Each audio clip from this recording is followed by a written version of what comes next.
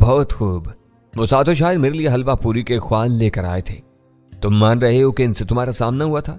बिगड़ी हुई दिमागी हालत के बायस वो अपने बेसाख्ता तजस्सुस को दबाने में कामयाब नहीं हो सका। तुम जैसे मक्कार भेड़िए से अब कुछ छुपाना बेसूत है।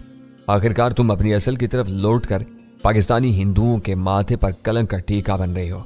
तुम्हारे भारतीय बदमाशों ने मुझे गन पॉइंट पर लेकर तसादुम की इब्तिदा की थी। इसके बाद वहां जो हुआ तुम्हारे वहमों गुमान में भी नहीं आ सकता। यह झूठ है, इनमें कोई भारतीय नहीं था। वो गुर्राती हुई आवाज में बोला। सूरत का विजय कहां से आया? उसके दोनों साथी कौन थे? पता नहीं तुम कहां की हाँक रहे हो। वो 3 नहीं 7 थे, 7। राम बनकर मेरे सामने आने वाला विजय भी 7 की टोली में आया था। 3 भारतीय और 4 मकामी। अब तुम कभी इनसे नहीं मिल सकोगे। क्या तुमने इन सबको मार डाला? पहली बार उसकी आवाज से सरसहमगी का इजहार हुआ। मुझसे क्यों पूछ रहे हो? मैंने तंज से कहा। कल के अखबारों से तुम्हें सब कुछ मालूम हो जाएगा। विजय सूरती की जय होगी, तुम्हारा बोलबाला होगा। तुम बार बार विजय का नाम लेकर मुझे मरऊब करने की कोशिश कर रहे हो। मालूम होता है कि वो तुम्हारे हाथ लग गया है। उससे बच कर रहना। वो मरते मरते भी अपने साथ 2-4 को ले मरेगा। हो सकता है कि तुम्हारी बात दुरुस्त हो, वो अपने साथ अपने 3 साथियों को भी ले मरा हो। यानी 4 मारे गए, 3 जिंदा हैं।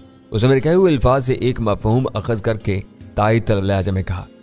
मुझे पता नहीं कि कितने मारे गए और कितने जिंदा पकड़ गए। मैंने उसकी बेताबी से महजूज होते हुए बेपरवाही से जवाब दिया। तुमने 2-4 को ले मरने की बात की थी। ये मिलकर 6 हो जाते हैं और औसत 3 निकलता है। वो मैंने दोहरा दिया। विजय इतना मुर्दार नहीं है कि उसे किसी चौपाए की तरह मार दिया जाए। तुम्हें खुद कुछ पता नहीं है। तुम बिला वजह पेपर क्यों उड़ा रहे हो? मेरे जवाबात पर वो झुंझुला गया। पता ना होता तो मुझे कैसे पता चलता कि इन मुर्दारों में विजय भी शामिल था। थोड़ी देर पहले तुम इनकार कर रहे थे कि इनमें भारतीय भी थे। गनीमत है कि अब तुमने अपनी जुबान से विजय की ख्वास्त करवाना शुरू कर दी है। मुझसे वकीलों जैसी जिरा मत करो, मैं तुम्हारा मुंह तोड़ दूंगा। अपना ये शौक भी पूरा कर लो। मुझे बताओ कि मैं अपना मुंह तोड़वाने के लिए कहां पहुंचूं। सोबराज अपने आपे से बाहर हो गया। फोन पर गंदी गालियां बरसने लगी। वो मजीद कोई बात करने के काबिल नहीं रहा था। जरा सी देर की ज़हनी वर्जिश ने उसका दिमाग माऊफ करके रख दिया था। मैंने खामोशी से फोन बंद कर दिया। तुम इसी बेरहमी से हर एक को जिज कर देती हो। वीरा बोली। तुम्हारे हरीफ के आसाब कमजोर हूं तो वह जरा सी देर में अपने होश व आवाज खो देता है। ये उसकी मजबूरी है कि वो अपनी कमीनगाह से बाहर निकलने का खतरा मोल नहीं ले सकता। तीर चला देता है मगर उसे ये पता नहीं चलता कि तीर निशाने पर लगा है या भटक कर बर्बाद हो गया है। ये उसकी आखिरी और भरपूर कोशिश थी। विजय और उसके साथियों के दर्दनाक अंजाम से वाकिफ होने के बाद वो ज्यादा देर तक यहां नहीं टिकेगा। अव्वल खान ने मुतमईन अंदाज में अपनी राय थी। सोबराज से बात करने के बाद मेरी दिली ख्वाहिश है कि जलाल ने बिला ताखीर अखबारात को खबर जारी कर दी हो। सब कुछ सुबह के अखबारात में छप जाए तो सोबराज के हाथों के तोते उड़ जाएंगे और वो यहां से भाग निकलेगा। मैंने अव्वल खान की राय की तायद करते हुए कहा। वो समझदार आदमी है। गजाला धीरे से बोली। इसने हमसे पहले इन नजाकतों के बारे में सोच लिया होगा। क्यों ना उसे एक फोन कर लिया जाए। सुल्तान शाह ने तजवीज पेश की। मुल्की सरजमीन पर 5 गैर मुल्की दहशतगर्दों की हलाकत और गिरफ्तारी का वाक़या मामूली नहीं है। मैंने उसे समझाया। इस वक्त वो बहुत ज्यादा मसरूफ होगा। वक्त होता तो वो हमारे पास से इतनी उजलत में रुखसत ना होता। रात गुजर रही है। चंद घंटों बाद सब कुछ सामने आ जाएगा। अव्वल खान ने हल्की सी जमाई लेते हुए कहा। तुमसे जो कुछ हो सकता था वो कर गुजरे हो। अब हमें सब्र के साथ इन काविशों के नताइज का इंतजार करना चाहिए। ज्यादा इस तरह से कोई फायदा नहीं होगा। वो भी सुबह बैंकॉक फरार होने के लिए इस परवाज पर सवार हो जिससे तुम जा रहे हो तो मजा आ जाए। वीरा गजाला से कह रही थी। मालूम होता है कि तुम अकल की कोई बात कहना गुनाह समझती हो। सुल्तान शाह को फिर उससे उलझने का मौका मिल गया।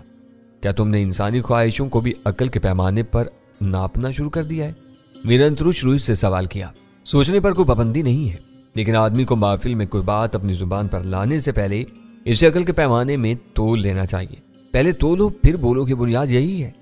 इस वक्त मैंने ऐसी कौन सी बात कह दी जो तुम्हारी नहीफ अकल से बाहर है? इन दोनों के दरमियान बाकायदा बहस का आगाज हो गया। अव्वल खान उकताए हुए अंदाज में बारी बारी इन्हें देख रहा था। मुझे महसूस हो रहा था कि वो बहुत ज्यादा थका हुआ था। फुर्सत मुयस्सर आ जाने के बायस कुछ देर के लिए शिद्दत से आराम की तलब महसूस कर रहा था, लेकिन महफिल को छोड़कर अकेला उठने की अखलाकी हिम्मत नहीं कर पा रहा था। मैंने इन दोनों की बहस के दरमियान में अव्वल खान से मुखातिब होकर कहा। यहाँ सबके सरों पर उल्लू का साया है। ये रात भर जागते रहेंगे। तुम जाकर आराम कर लो। अव्वल खान ने मुस्कुराकर ममनूयत पर नजरों से मेरी तरफ देखा और किसी से कुछ कहे बगैर वहां से उठकर चल दिया। मेरी मुदाखलत की बिना पर सुल्तान शाह वीरा को जवाब देते देते रुक गया था। अव्वल खान के वहां से जाते ही उसकी जुबान दोबारा चल पड़ी। वो कह रहा था, اول تو اسی اتنی رات کا بینکاک جانے والی کسی بھی پرواز پر کھڑے گھاٹ سیٹ نہیں مل سکتی۔ دوسری اور سب سے عام بات جو تم فراموش کر رہی ہو وہ یہ ہے کہ سوبراج کا نام ایگزٹ کنٹرول لسٹ پر موجود ہے۔ ایئرپورٹ کا رخ کرتے ہی ادھر لیا جائے گا۔ اس وقت وہ کتنا ہی خبط الحواس کیوں نہ ہو رہا ہو، بھول کر بھی ایسی سنگین غلطی نہیں کرے گا۔ اب تم خود سوچ لو کہ تم کیا کہہ رہی تھی۔ اس بار سلطان شاہ کا لہجہ جارحانہ نہیں رہا تھا۔ گفتگو میں ناگہانی وقفہ آنے کی وجہ سے اس کے لہجے کا تسلسل ٹوٹ چکا تھا۔ اس کا نتیجہ خوشگوار نکلا۔ بات ویرا کی سمجھ میں آ گئی۔ اس نے بحث آگے بڑھانے کی بجائے تفہیمی انداز میں اپنے سر کو جنبش دیتے ہوئے کہا، ہاں جوش انتقام میں ایگزٹ کنٹرول لسٹ میرے ذہن سے نکل گئی تھی۔ وہ کسی بھی طرح ڈینی کا ہم سفر ہونے کی سعادت حاصل نہیں کر سکتا۔ وہ گھبرا کر بھاگا تو زمینی راستے سے ایران کا رخ کرے گا، وہاں سے وہ کہیں بھی نکل سکتا ہے۔ غزالہ نے دکما دیا۔ ایسی بدفعال منہ سے نہ نکالو، سلطان شاہ بولا۔ دعا کرو کہ وہ صرف اور صرف بینکاک ہی کا رخ کرے۔ یہاں اس پر ہاتھ ڈالنا مشکل ہے۔ وہ کسی بزدل چوہے کی طرح اپنے بل میں چھپا رہتا ہے۔ بینکاک میں وہ تمہارے کھلے نشانے پر آ جائے گا۔ اللہ نے چاہا تو یہی ہوگا۔ غزالہ نے بھی اس کی بات مان لی۔ ہم نے ایک ایک کر کے ہر اہم موضوع پر مغزنی کر لی ہے۔ چند ثانیوں کی توقف کے بعد میں نے ویرا سے مخاطب ہو کر کہا، تمہاری اجازت ہو تو ہم لوگ بھی کچھ دیر کے لیے آرام کر لیں؟ بیٹھے رہو، وہ دائنا ہاتھ جھٹک کر بولی۔ آج کے بعد ایک لمبی مدت کے لیے آرام ہی آرام کرتے رہنا۔ سفر سے پہلے یہ ہماری آخری رات ہے۔ مل جل کر گزارو گے اور جاگتے رہو گے تو فلائٹ پر سوتے ہوئے جاؤ گے۔ سفر میں سونے کا مزہ ہی اور ہوتا ہے۔ سفر کو وسیلہ ظفر کہا جاتا ہے۔ آدمی کو کھلی آنکھوں اور حاضر دماغی کے ساتھ سفر کرنا چاہیے تاکہ وہ راستے کے ہر تجربے سے کچھ نہ کچھ سیکھے۔ میں نے جواب دیا، تم نے گر کی بات بتائی ہے؟ وہ زور زور سے اپنا سر ہلاتے ہوئے بولی، ابھی ہم اپنے اپنے بستروں میں دبکے ہوئے ہوتے تو میں تمہارے اس سنہرے مشورے سے محروم رہ جاتی۔ جاگتے رہنے میں فائدہ ہی فائدہ ہے، جو سوتا ہے وہ کھوتا ہے۔ سندھی میں گدے کو کھوتا کہتے ہیں۔ سلطان شاہ نے اپنی علمیت بگاڑ دی۔ اس سے بھی محاورے کے مفہوم میں فرق نہیں پڑتا، بلکہ بات زیادہ واضح ہو جاتی ہے۔ رات گہری ہونے کے ساتھ ویرا کی چونچالے میں اضافہ ہوتا جا رہا تھا۔ بعض جگہوں پر لفظوں کے یا معنی کے ہیر پھیر سے بات بالکل بدل جاتی ہے۔ کوئی مثال دے کر بتاؤ، سلطان شاہ نے مطالبہ کیا۔ تم میں سے کسی نے داشتہ آیت بکار کا کوئی انوکھا مطلب بتایا تھا؟ ویرا نے لمحہ بھر سوچنے کے بعد جواب دیا، یہ تو سیدھا سا محاورہ ہے کہ رکھی ہوئی چیز کبھی نہ کبھی کام آئی جاتی ہے۔ دوسرا مطلب یہ بتایا گیا تھا کہ داشتہ کار سے آتی ہے۔ ویرا نے ذہن پر زور دے کر کہا، یہ کیا بات ہوئی؟ غزالہ نے اعتراض کیا، کوئی کسی سے بھی آئے اس سے کیا فرق پڑتا ہے؟ یہ ایک سیدھا سا بیانیہ فکرہ رہ جاتا ہے۔ مجھے بتایا گیا تھا کہ روزمرہ کی بول چال میں اس محاورے کا پہلا حصہ عام طور سے حذف کر دیا جاتا ہے، لیکن سمجھنے والے پوری بات سمجھ لیتے ہیں۔ ویرا نے پوری سنجیدگی سے کہا، یاد کر کے دونوں حصے بتاؤ، پتہ چل جائے گا کہ یہ پٹی کس نے بڑھائی ہے۔ سلطان شاہ اسے پوری طرح گھسنے پر تلا ہوا تھا۔ میرے کان ان تینوں کی گفتگو پر مرکوز تھے، مگر بظاہر میں نے لا تعلقی اختیار کی ہوئی تھی۔ غزالہ کی موجودگی میں ترمیم کا صحرا اپنے سر نہیں لے سکتا تھا۔ زن آئد پاپیادہ داشتہ آئد بکار، ویرا کو وہ جدت یاد آ ہی گئی۔ سلطان شاہ کے ساتھ غزالہ بھی بے ساختہ ہن پڑی۔ یہ کسی رنگین مزاج مرد کا تصور معلوم ہوتا ہے، غزالہ نے ہنسی کے درمیان کہا۔ بیوی پیدل آتی ہے اور داشتہ گاڑی سے، یہ بالکل لغو بات ہے۔ کسی نے تمہیں بے وقوف بنایا ہے۔ آئندہ کسی کے سامنے یہ خود ساختہ محاورہ نہ دہرا دینا۔ ویرا کی غسیلی نگاہیں میرے چہرے پر مرکوز ہو گئیں۔ میرا کہیں آنا جانا نہیں ہے، صرف ڈینی ہی مجھے زبان کے بارے میں گمراہ کر سکتا ہے۔ بلا وجہ میرا نام مت لو، میں نے بگڑ کر کہا۔ ویسی اہم خانہ باتوں میں نہیں پڑتا۔ پشتو کے ساتھ سلطان شاہ کی اردو اور فارسی بھی بہت اچھی ہے، اس سے تمہاری گٹتی رہتی ہے، وہی تم کو ایسی باتیں سکھا سکتا ہے۔ میں اپنے ساتھیوں میں کسی پر براہ راست الزام تراشی نہیں کیا کرتا تھا۔ اس وقت لفظی تصرف کا وہ ناموزوں الفاظ بجا طور پر میرے سر آیا تو بخلاٹ میں مجھے سلطان شاہ ہی ایک ایسا حلیف نظر آیا جس کی ذات کا سہارا لے کر میں غزالہ کی نگاہوں میں سرخرو رہ سکتا تھا۔ سلطان شاہ ویرا کے ساتھ عام طور پر کٹ جہتی کا مظاہرہ کیا کرتا تھا، لیکن وہ عقل و دانش کا کسی بھی پیمانے سے غبی نہیں تھا۔ ہمیشہ اپنے ذہین ہونے کے ثبوت فراہم کرتا رہتا تھا۔ اس وقت وہ میری زبان سے غیر متوقع طور پر اپنی نامزدگی سن کر لمحہ بھر کے لیے پریشان نظر آیا، پھر اسے میری پوزیشن کا صحیح اندازہ ہو گیا۔ میرے جواب کے نتیجے میں ویرا کی نگاہیں میرے چہرے سے ہٹ کر سلطان شاہ کے چہرے پر چمک گئی تھی۔ غزالہ بھی صورتحال سے لطف اندوز ہوتے ہوئے اس کی طرف متوجہ تھی۔ دونوں کی عدم توجہی کا فائدہ اٹھا کر میں نے سلطان شاہ کو آنکھ ماری اور اس کے ذہن پر رہی صحیح دھند اسی لمحے صاف ہو گئی۔ ہو سکتا ہے کہ تمہاری فضول باتوں کے جواب میں نے تمہیں بیوی اور داشتہ کا فرق سمجھانے کے لیے محاورہ ایجاد کیا ہو۔ اس نے پرخلوص انداز میں الزام اپنے سر لیتے ہوئے کہا، سامنے والا ڈھنگ کی بات نہ کر رہا ہوں تو یہی سب ہوتا رہتا ہے، تم کو شرم آنی چاہیے۔ ویرا نے اسے ملامت کی، اردو میری مادری زبان نہیں ہے، اپنی زبان سیکھنے کے شوقین غیر ملکی کی رہنمائی کرنے کے بجائے تم اسے گمراہ کرتے ہو۔ تم اردو کہاں سیکھ رہی ہو؟ سلطان شاہ نے اس کا مذاق اڑایا۔ تم ہمیشہ ہماری زبان کی والدہ صاحبہ ہونے کے دعوے کرتی رہی ہو، تمہیں اندازہ ہو جانا چاہیے تھا کہ میں تمہاری بے مغز باتوں کے جواب میں کیا سکھا سکتا ہوں۔ یہ بھی غنیمت ہے، میں نے سلطان شاہ کا ساتھ دینا ضروری سمجھا۔ مفت میں اجنبی زبان سیکھنے کے شوقینوں کا پہلا واسطہ گندی گالیوں سے پڑتا ہے۔ مجھے امید ہے کہ سلطان شاہ نے اس میدان میں تم کو کچھ نہیں سکھایا ہوگا۔ ویرا ہنس پڑی، اس ضمن میں میری اردو بہت مضبوط ہے، سلطان شاہ کامیاب نہیں ہو سکتا تھا۔ سب سے پہلے میں نے بھی اردو گالیاں سیکھی، کہو تو 2-4 سناؤں؟ غزالہ اپنے کانوں کو ہاتھ لگاتی ہوئی اسی لمحے اپنی جگہ سے اٹھ گئی۔ اپنی معلومات کا خزانہ اپنی ذات تک محدود رکھو تو بہتر رہے گا، اب میں یہاں نہیں بیٹھ سکتی۔ ویرا اسے روکتی رہ گئی، وہ وعدے کر رہی تھی کہ اپنی زبان پر اردو کا کوئی نازیبا لفظ نہیں لائے گی، لیکن غزالہ نے اس کی ایک نہ سنی، مڑے بغیر اپنے کمرے میں چلی گئی۔ اول خان کے بعد یہ بھی گئی۔ ویرا ایک گہرا سانس لے کر بولی، اب تم بھی اس کے پیچھے چلے جاؤ گے، یہاں ہم دونوں رہ جائیں گے؟ تمہاری لمبی زبان سے سب گھبراتے ہیں، سلطان شاہ بولا۔ تم اچانک وزنی گالیاں بکنا شروع کر دیتی تو وہ بیچاری شرم سے پانی پانی ہو جاتی۔ وہ اتنی حیادار نہیں ہے، یہ باتیں اس کو سنانا جس نے غزالہ کو انگلینڈ میں نہ دیکھا ہو۔ وہ خاصی مرد مہار عورت ہے، یہاں مسکین بنی رہتی ہے، تو اسے دھوکے میں نہ پڑو۔ عورت کی یہی ادائیں مرد کو فنا کر دیتی ہیں۔ وہ جانتی ہے کہ اس کا مرد کیا پسند کرتا ہے، وہ تم لوگوں کے سامنے ہر وقت وہی روپ تھار کر رہتی ہے۔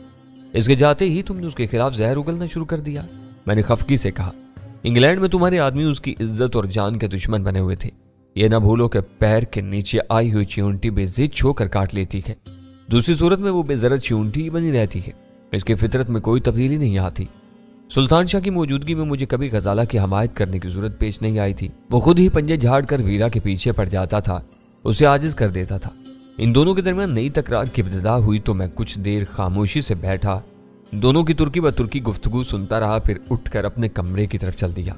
دونوں میں سے کسی نے مجھے روکنے کی کوشش نہیں کی۔ غزالہ اپنے بیڈ روم کا دروازہ بند کر کے صبح روانگی کی تیاری میں مصروف تھی۔ اس نے ایک مختصر سے سوٹ کیس میں میرے اور اپنے چند جوڑے ڈال دیے تھے، دیگر ضروری اشیاء ایک دستی بیگ میں رکھ لی تھیں۔ اس کے حساب سے وہ تیاری مکمل تھی۔ بینکاک کے لیے ہمیں کسی آتشی ہتھیار کی ضرورت نہیں تھی۔ میری معلومات کے مطابق وہ بھی کراچی کی طرح کھلا شہر تھا، جہاں پیسے کے زور پر دنیا کی ہر شے آسانی سے دستیاب ہو سکتی تھی۔ اپنی ضرورت کے مطابق ہم وہاں سے کوئی بھی ہتھیار خرید سکتے تھے۔ 3 چیزیں ایسی تھیں جو ہمارے لیے ناگزیر تھیں اور دنیا کی کسی کھلی منڈی میں میسر نہیں تھی۔ ان میں سے زہریلی انگوٹھیاں میری انگلیوں میں موجود تھیں۔ غزالہ نے CSD سوٹ کیس میں ڈال دی تھی، مگر بیم گن باقی رہ گئی تھی۔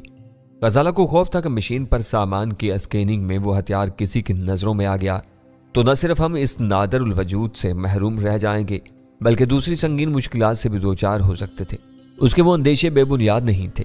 بیم گن کو ساتھ لے جانے اور خطرات سے بچنے کی صرف ایک ممکنہ صورت تھی کہ اسے کسی مضبوط آئینی بکس میں بند کر دیا جائے تاکہ اسکرین پر بیم گن کے بجائے ایک بکس نظر آئے۔ اس مسئلے کو صبح تک التوا میں ڈال کر میں بستر پر دراز ہو گیا۔ میرا خیال تھا کہ اس بارے میں اول خان بھی کوئی بہتر مشورہ دے سکتا تھا۔ 9 بجے سے پہلے اول خان ہمیں ہماری سفید کرولا میں لے کر ایئرپورٹ پہنچ گیا۔ ہماری روانگی کے لیے کوئی اہتمام نہیں کیا گیا تھا۔ ہم چاروں کو 2 الگ الگ پروازوں پر عام مسافروں کی طرح روانہ ہونا تھا، اس لیے اس نے اپنی سرکاری گاڑی کا استعمال موزوں نہیں سمجھا تھا۔